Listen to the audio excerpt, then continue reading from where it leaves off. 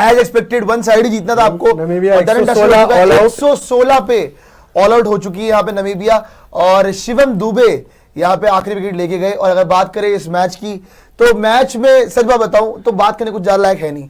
93 run से match जीता है, 93 रन का मार्जिन रहा है यहाँ पे, और one sided victory for India before the India versus Pakistan game. And इसकी जरूरत भी थी यार, आपका कॉन्फिडेंस स्काई हाई होना चाहिए था।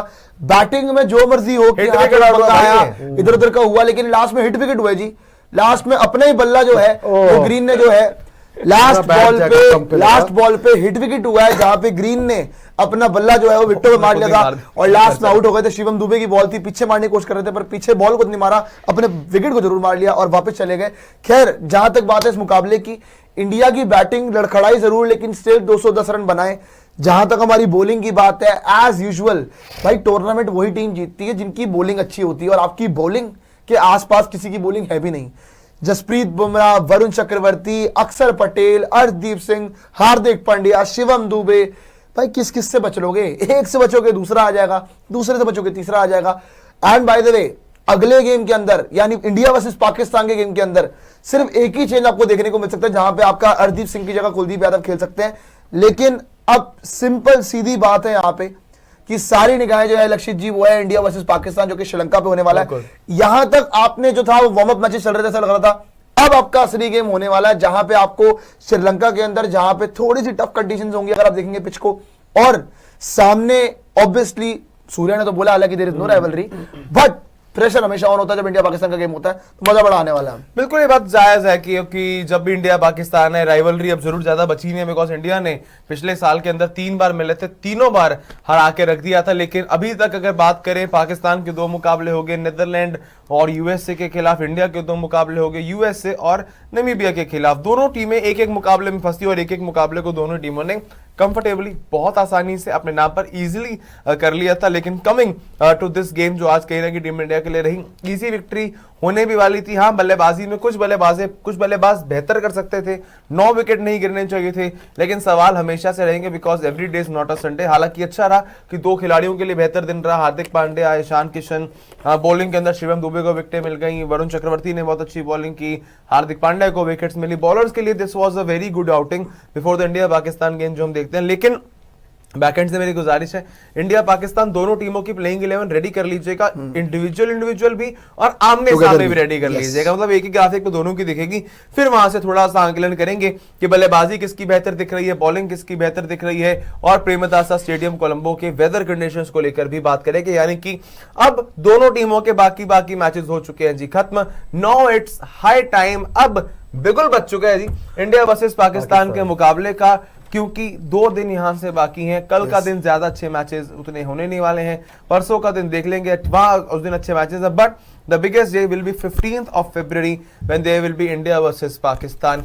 लेकिन आकाश, पहले आपसे ही पूछूंगा मैं, इंडिया की हम एक काम करते हैं यहाँ पर पूरी तरह से हम फेजेस बाय फेजेस डिकोड करते हैं दोनों टीमों को। पहले बैटिंग को लेकर बात करते हैं, फिर बॉलिंग को लेकर बात करते हैं।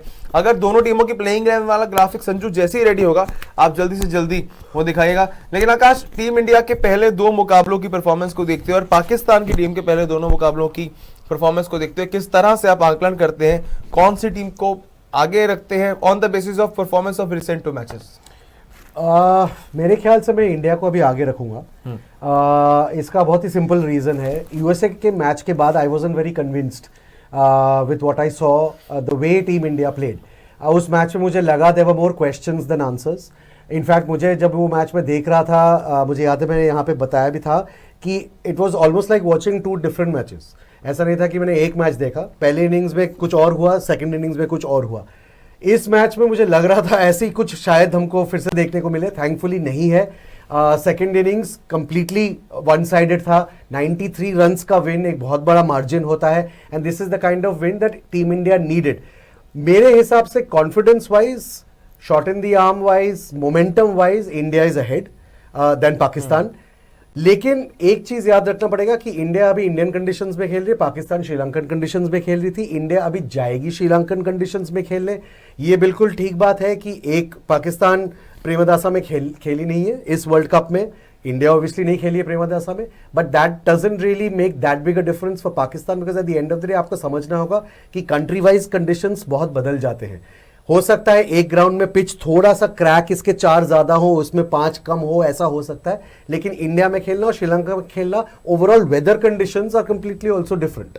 इंडिया आपको याद रखना पड़ेगा, अभी विंटर से हम उभर रहे हैं, फरवरी आया, धीरे धीरे गर्मी हो रही है। श्रीलंका में टेम्परेचर अगर आप देखें अलग है। तो इंडिया जब श्रीलंका जाएगी तो एक एडजस्टमेंट प्रोसेस करना पड़ेगा उनको, जो पाकिस्तान को उतना बड़ा नहीं करना पड़ेगा। पाकिस्तान को एक स्टेडियम से दूसरा स्टेडियम जाना पड़ेगा, इंडिया को एक कंट्री से दूसरा कंट्री जाना पड़ेगा। तो उस टाइम पे क्या आप फिर भी बोलोगे कि India is ahead? Hopefully, because इस लेवल पे these kinds of things should not make that big a difference, लेकिन एडजस्टमेंट इज एडजस्टमेंट, आपको वो करना पड़ेगा।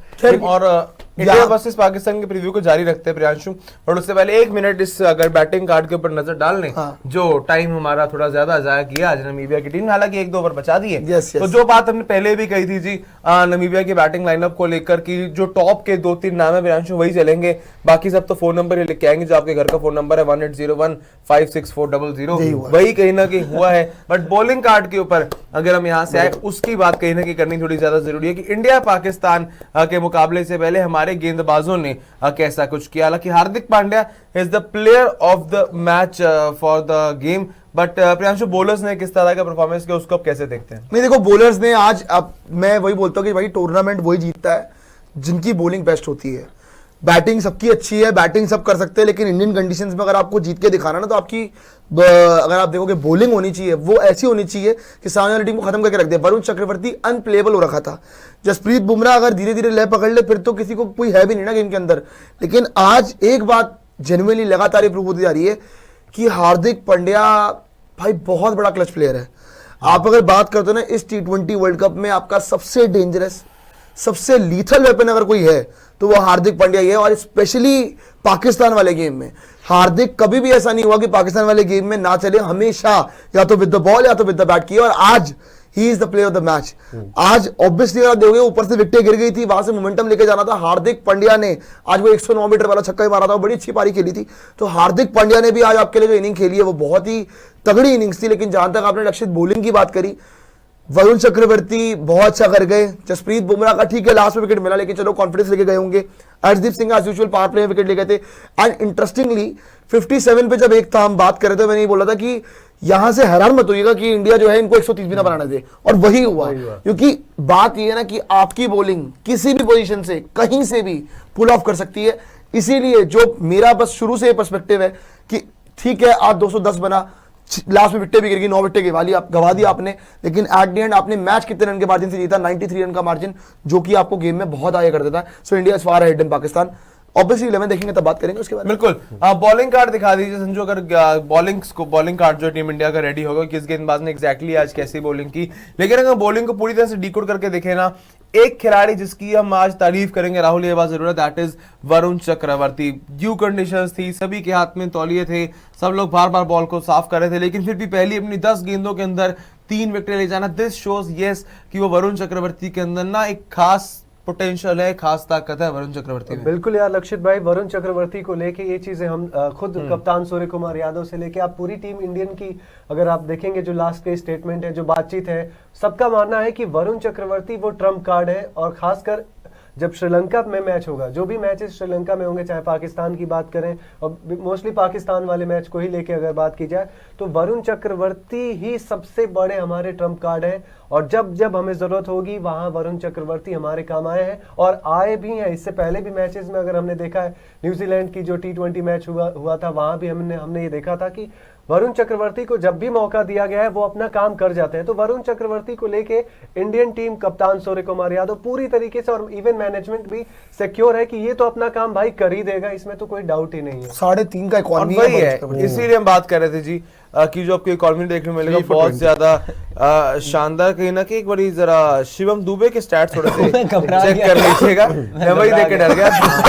50 रन हाथ जुड़वा लीजिए भाई, शिवम दुबे की बॉलिंग कैसी होगी तो वर्ल्ड कप हार जाएंगे।